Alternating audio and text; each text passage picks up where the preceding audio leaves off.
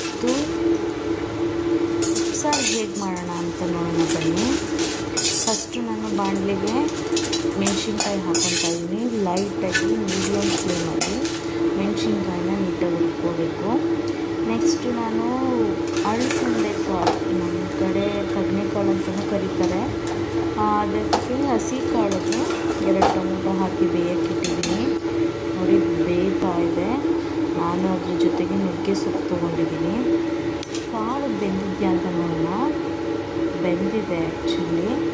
ಈಗ ನಾವು ಉಪ್ಸಾರು ಖಾರಕ್ಕೆ ರೆಡಿ ಮಾಡ್ಕೊಳ್ಳೋಣ.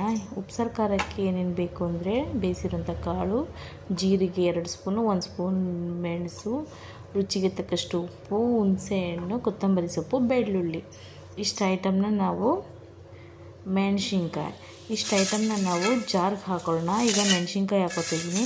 ನೀವು ಮೆಣಸಿನ್ಕಾಯಿ ಹಾಕೋಬೇಕಾದ್ರೆ ಹಿಂಗೆ ಲೈಟ್ ಮೀಡಿಯಮ್ ಫ್ಲೇಮಲ್ಲೇ ಹುರ್ಕೊಂಡ್ರೆ ಅದು ಖಾರ ಚೆನ್ನಾಗಿ ಬರುತ್ತೆ. ಹುಣಸೆಹಣ್ಣು ಹಾಕ್ಕೊಳ್ಳೋಣ. 1 ಗೋಲಿ ಗಾತ್ರದ ಹುಣಸೆಹಣ್ಣು, ರುಚಿಗೆ ತಕ್ಕಷ್ಟು ಉಪ್ಪು, ಖಾರಕ್ಕೆ ಎಷ್ಟು ಬೇಕೋ ಅಷ್ಟು ರುಚಿಗೆ ತಕ್ಕಷ್ಟು ಉಪ್ಪು ಹಾಕ್ಕೊಳ್ಳಿ. ಮೆಣಸು, ಜೀರಿಗೆ,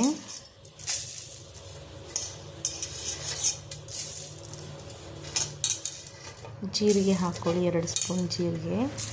ಇದನ್ನು ಸುಮ್ಮನೆ ಒಂದು ಸಲ ಮಿಕ್ಸಿಗೆ ಹಾಕಬೇಕು. ನೆಕ್ಸ್ಟ್ ಕಾಳು ಬೇಯಿಸಿರುವಂಥ ಕಾಳು, 1 ಟೊಮೊಟೊ, ಬೆಳ್ಳುಳ್ಳಿ, ಕೊತ್ತಂಬರಿ ಸೊಪ್ಪು ಹಾಕ್ಕೊಂಡು ಈ ಥರ ತರಕಾರಿಯಾಗಿ ಮಾಡ್ಕೊಬೇಕು.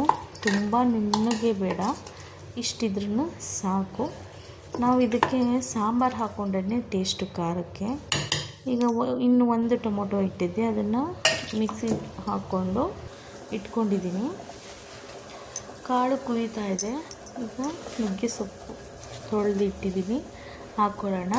ರುಚಿಗೆ ತಕ್ಕಷ್ಟು ಉಪ್ಪು. ಇದು ನಮ್ಮ ಮಂಡ್ಯ ಕಡೆ ಹೀಗೆ ಮಾಡೋದು.